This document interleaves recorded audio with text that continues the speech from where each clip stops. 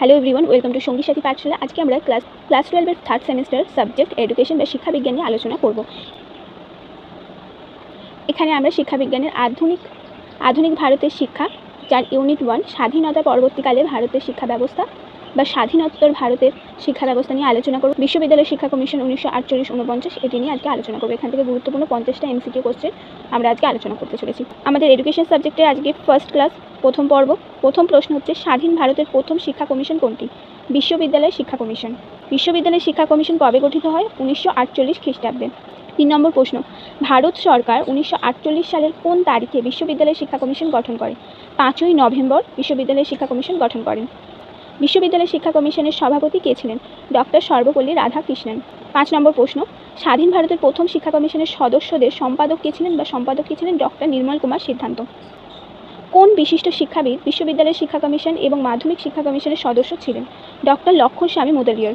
7 নম্বর প্রশ্ন, বিশ্ববিদ্যালয় শিক্ষা কমিশন তথা স্বাধীন ভারতের প্রথম শিক্ষা কমিশনের মোট সদস্য সংখ্যা কত ছিল? 10 জন। 8 নম্বর প্রশ্ন, বিশ্ববিদ্যালয় শিক্ষা কমিশনের মোট ভারতীয় সদস্য সংখ্যা কতজন ছিল? 7 জন। 7 জন ভারতীয় ছিলেন। বিশ্ববিদ্যালয় শিক্ষা কমিশনের মোট কতজন বিদেশি সদস্য ছিলেন? 3 জন। 10 নম্বর প্রশ্ন, বিশ্ববিদ্যালয় শিক্ষা কমিশনের ভারতীয় সদস্যদের নামগুলি উল্লেখ করো। 7 জন ভারতীয় সদস্য ছিলেন, যার মধ্যে ডক্টর সর্বপল্লী রাধাকৃষ্ণন ছিলেন সভাপতি, ডক্টর নির্মল কুমার সিদ্ধান্ত ছিলেন সদস্যদের সম্পাদক, doctor Tarachand, doctor Zakir Hossain, doctor লক্ষণ স্বামী মুদালিয়ার, ডক্টর মেঘনাথ সাহা এবং ডক্টর কমল নারায়ণ বহল। এই ছিল 7 জন ভারতীয় সদস্য। বিশ্ববিদ্যালয় শিক্ষা কমিশনের 3 জন বিদেশি সদস্যদের নাম লেখো। Doctor James M Duff, doctor Arthur E Morgan, doctor T Gart. স্বাধীন ভারতের প্রথম শিক্ষা কমিশন বা বিশ্ববিদ্যালয় শিক্ষা কমিশনের অপর নাম কী ছিল? রাধাকৃষ্ণন কমিশন। স্বাধীন ভারতের প্রথম শিক্ষা কমিশন বা বিশ্ববিদ্যালয় শিক্ষা কমিশনের অপর নাম কী ছিল? রাধাকৃষ্ণন কমিশন। যেহেতু ডক্টর সর্বপল্লী রাধাকৃষ্ণন ছিলেন এই কমিটির সভাপতি, তাই তার নাম অনুসারে বিশ্ববিদ্যালয় শিক্ষা কমিশনকে রাধাকৃষ্ণন কমিশনও বলা হয়ে থাকে। রাধাকৃষ্ণ শিক্ষা কমিশন বা বিশ্ববিদ্যালয় শিক্ষা কমিশনের প্রতিবেদনের পৃষ্ঠের সংখ্যা কত ছিল? 747টি।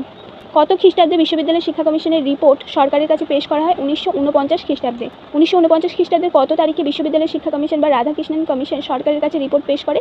31শে অক্টোবর 1949। 31শে অক্টোবর 1949। 16 নম্বর প্রশ্ন, গ্রামীণ বিশ্ববিদ্যালয়ের ধারণাটি প্রথম কোথায় প্রকাশিত হয়? বিশ্ববিদ্যালয় শিক্ষা কমিশন বা রাধাকৃষ্ণন কমিশনে। বিশ্ববিদ্যালয় শিক্ষা কমিশনের রিপোর্ট বা গ্রামে শিক্ষা ব্যবস্থার যে স্তর বা পর্যায় সম্পর্কে বলা হয়েছে তার সংখ্যা কত? 4টি স্তর বা পর্যায়ের কথা বলা হয়েছে। গ্রামীণ শিক্ষা ব্যবস্থার প্রথম স্তর কোনটি? নিম্ন ও উচ্চ বুনিয়াদি শিক্ষা। গ্রামীণ শিক্ষা ব্যবস্থার দ্বিতীয় স্তর হচ্ছে উত্তর বুনিয়াদি বা মাধ্যমিক শিক্ষা। গ্রামীণ শিক্ষা ব্যবস্থার তৃতীয় স্তর কোনটি? গ্রামীণ মহাবিদ্যালয়ের স্নাতক শিক্ষা, গ্র্যাজুয়েশন লেভেল। 21 নম্বর প্রশ্ন, গ্রামীণ শিক্ষা ব্যবস্থার চতুর্থ স্তর কোনটি? গ্রামীণ বিশ্ববিদ্যালয়ের স্নাতকোত্তর শিক্ষা বা MA পোস্ট গ্র্যাজুয়েট। স্বাধীন ভারতের প্রথম শিক্ষা কমিশনের সম্পাদক কে ছিলেন? ডক্টর নির্মল কুমার সিদ্ধান্ত। আবার যদি বলা হয় স্বাধীন ভারতের প্রথম শিক্ষা কমিশনের সভাপতি কে ছিলেন, তাহলে হবে ডক্টর সর্বপল্লী রাধাকৃষ্ণন। বিশ্ববিদ্যালয় শিক্ষা কমিশনের রিপোর্টে গ্রামীণ বিশ্ববিদ্যালয়ের নিম্ন ও উচ্চ বুনিয়াদি শিক্ষার জন্য সময়কালের সুপারিশ করা হয়েছিল কত বছর? 7 থেকে 8 বছর। বিশ্ববিদ্যালয় শিক্ষা কমিশনের মতে উত্তর বুনিয়াদি বা মাধ্যমিক শিক্ষার সময়কাল কত বছর? 3 অথবা 4 বছর। উত্তর বুনিয়াদির মধ্যে কিন্তু ক্লাস 9, 10, 11, 12 চারটে ক্লাস পড়বে, সেই জন্যে। গ্রামীণ মহাবিদ্যালয়ে স্নাতক শিক্ষার সময়কাল কত? 3 বছর। গ্রামীণ বিশ্ববিদ্যালয়ের স্নাতকোত্তর শিক্ষার সময়কাল কত? 2 বছর। বিশ্ববিদ্যালয় শিক্ষা কমিশন বা রাধাকৃষ্ণন কমিশনের মতে প্রতিটি গ্রামীণ মহাবিদ্যালয়ের শিক্ষার্থীদের সংখ্যা কত হবে? 2500-এর বেশি হবে না। রাধাকৃষ্ণন কমিশনের মতে প্রতি গ্রামীণ বিশ্ববিদ্যালয়ে কলা ও বিজ্ঞান বিভাগ মিলিয়ে শিক্ষার্থীর সংখ্যা কত হবে? 300-এর বেশি হবে না। বিশ্ববিদ্যালয় শিক্ষা কমিশন বা রাধাকৃষ্ণন কমিশনের মতে বিশ্ববিদ্যালয়ের প্রবেশের যোগ্যতা কী হবে? 12 বছরের মাধ্যমিক শিক্ষা উত্তীর্ণ। বিশ্ববিদ্যালয় শিক্ষা কমিশন উচ্চশিক্ষার মান উন্নয়নের জন্য বিশ্ববিদ্যালয় ও কলেজগুলিতে পঠন পাঠনের জন্য কাজের দিনের সংখ্যা কত দিন করার পরামর্শ দিয়েছেন? অন্তত 180 দিন। কত খ্রিস্টাব্দে গ্রামীণ উচ্চশিক্ষার ক্ষেত্রে ভারত সরকারকে পরামর্শ দেওয়ার জন্য national council of rural higher education গঠন করা হয়? 1956 খ্রিস্টাব্দে। 1956। কোন শিক্ষা কমিশন ত্রিভাষা সূত্র সুপারিশ করে? বিশ্ববিদ্যালয় শিক্ষা কমিশন বা রাধাকৃষ্ণন কমিশন। বিশ্ববিদ্যালয় শিক্ষা কমিশন মাধ্যমিক শিক্ষা স্তর থেকে বিশ্ববিদ্যালয় শিক্ষা স্তর পর্যন্ত ভাষা শিক্ষার জন্য যে সুপারিশ করে তাতে প্রথম ভাষা কোনটি হিসাবে বিবেচিত হয়? মাতৃভাষা বা আঞ্চলিক ভাষা? বিশ্ববিদ্যালয় শিক্ষা কমিশনের দ্বিতীয় ভাষা হিসেবে কাকে স্থান দেওয়া হয়? সর্বভারতীয় ভাষা হিসাবে হিন্দিকে স্থান দেওয়া হয়। বিশ্ববিদ্যালয় শিক্ষা কমিশনের ত্রিভাষা সূত্রটি সুপারিশ অনুসারে তৃতীয় ভাষা কোনটি ছিল? ইংরেজি। বিশ্ববিদ্যালয় শিক্ষা কমিশন বিশ্ববিদ্যালয়ের শিক্ষকদের অবসরের বয়স কত ধার্য করেছিলেন? 60 বছর। তবে যদি শিক্ষক বা অধ্যাপকদের কর্মক্ষমতা থাকে তাহলে সেটা আরও 4 অথবা 5 বছর এক্সটেন্ড করানো যেতে পারে। স্বাধীন ভারতের প্রাক্কালে ভারতে গড়ে ওঠা প্রথম বিশ্ববিদ্যালয় কোনটি? কলকাতা বিশ্ববিদ্যালয়। কলকাতা বিশ্ববিদ্যালয় কবে প্রতিষ্ঠিত হয়? 24শে জানুয়ারি 1957 খ্রিস্টাব্দে, 24 জানুয়ারি 1957। বিশ্ববিদ্যালয় শিক্ষা কমিশন বিশ্ববিদ্যালয়ে ক ধরনের শিক্ষক নিয়োগের সুপারিশ করেছিলেন? 4 ধরনের শিক্ষক নিয়োগের সুপারিশ করেছিলেন।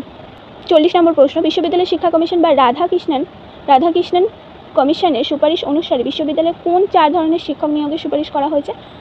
অধ্যাপক, রিডার, লেকচারার এবং ইনস্ট্রাক্টর। 41 নম্বর প্রশ্ন, কোন শিক্ষা কমিশনে শিক্ষকদের জন্য প্রভিডেন্ট ফান্ড বা পিএফ গড়ে তোলার সুপারিশ করা হয়েছে? বিশ্ববিদ্যালয় শিক্ষা কমিশন বা রাধাকৃষ্ণন কমিশনে। 42 নম্বর প্রশ্ন, বিশ্ববিদ্যালয় শিক্ষা কমিশনের মতে বিশ্ববিদ্যালয়ের শিক্ষার লক্ষ্য কী হবে? আদর্শ নাগরিক গড়ে তোলা, দেশের জন্য আদর্শ নাগরিক গড়ে তোলা। NCRHE এই কথাটার পুরো কথাটি বা পুরো নাম কি? National council of rural higher education. এটা কত সালে তৈরি হয়েছিল? 1956। বিশ্ববিদ্যালয় শিক্ষা কমিশনের সুপারিশে নারী শিক্ষার জন্য কোন নির্দিষ্ট বিষয়ে পাঠদানের সুপারিশ করা হয়? গার্হস্থ্য, অর্থনীতি ও গৃহ পরিচালনা। সঙ্গতি বিধান বলতে কী বোঝো? পরিবর্তনশীল পরিবেশের সঙ্গে সার্থকভাবে নিজেকে মানিয়ে নেওয়া। ইউজিসি পুরো কথা কি? বিশ্ববিদ্যালয় মঞ্জুরি কমিশন বা ইউনিভার্সিটি গ্র্যান্ট কমিশন। বিশ্ববিদ্যালয় মঞ্জুরি কমিশন বা ইউনিভার্সিটি গ্র্যান্ট কমিশন কত সালে প্রতিষ্ঠিত হয়? 28শে ডিসেম্বর 1953 খ্রিস্টাব্দে, 28 ডিসেম্বর 1953। ইউজিসির প্রতিষ্ঠাতা কে ছিলেন? মৌলানা আবুল কালাম আজাদ। আচ্ছা, এই সময় প্রতিষ্ঠিত হলেও এর যে কার্যকারিতা বা কার্যপরিচালনা শুরু হয়েছিল 1956 থেকে।